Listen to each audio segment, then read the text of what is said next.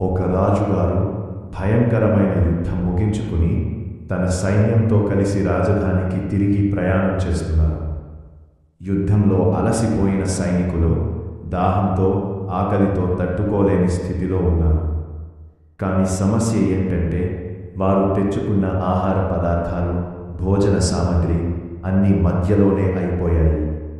ఇది గమనించిన రాజుగారు తక్షణమే కొంతమంది భటులను పిలిచి దగ్గరలో ఉన్న ఊళ్లకు వెళ్ళి ఏదైనా పొలంలో నుంచి ధాన్యం, కూరగాయలు తీసుకురండి అని ఆదేశించారు.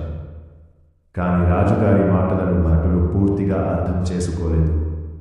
బలవంతంగా తీసుకురమ్మంటున్నారు అనే అపోహలో పడిపోయారు. ఎందుకంటే యుద్ధం చేసి వచ్చిన వారికి ఆ క్షణంలో అంతకన్నా వేరే ఆలోచన రాలేదు.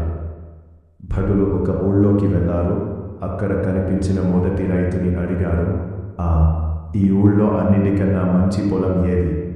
ఆ రైతు ఏమీ అనకుండా వాళ్ళను తీసుకుని ఒక పెద్ద పొలం దగ్గరకు వెళ్ళాడు. ఆ పొలంలో వరి పంట, కూరగాయలు, పండ్ల చెట్లు, కొబ్బరి చెట్లు అన్నీ సమృద్ధిగా ఉన్నాయి. భటులు ఒక్క క్షణం కూడా ఆలోచించకుండా పంట కోయడం మొదలుపెట్టారు. ఇది చూసి రైతు భయపడి, ఇక్కడ వద్దు, నేను వేరే చోటు చూపిస్తాను అని అరిచాడు. రైతు వాళ్ళను మరో పొలంలోకి తీసుకెళ్లాడు. ఈ పొలం పెద్దది కాదు, కానీ భటుల అవసరానికి సరిపడా ధాన్యం, కూరలు అన్నీ ఉన్నాయి. భటులు అవసరమైనంత మాత్రమే తీసుకున్నారు. అంతలో ఒక భటుడు అడిగాడు, ముందు చూపించిన పొలం వదిలి ఇక్కడికి ఎందుకు తీసుకొచ్చావు? రైతు ప్రశాంతంగా ఇలా అన్నాడు, ముందు చూపించిన పొలం నాది కాదు, వేరే వారిది. నా మూలంగా వాళ్లకు నష్టం రావడం నాకు ఇష్టం లేదు. ఈ పొలం నాది, ఇందులోంచి ఏదైనా ఇచ్చే హక్కు నాకు మాత్రమే ఉంది. ఈ మాటలు విన్న భటుల మనసు కదిలిపోయింది.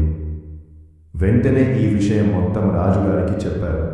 రాజుగారు కొద్దిసేపు మౌనంగా ఉండి, నేను భటులకు ఆదేశం ఇచ్చేటప్పుడు మరింత స్పష్టంగా చెప్పాల్సింది అని అనుకున్నారు.